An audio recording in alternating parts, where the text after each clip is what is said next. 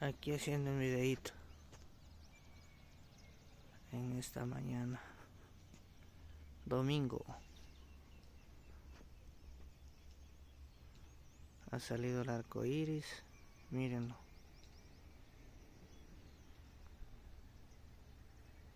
Ve.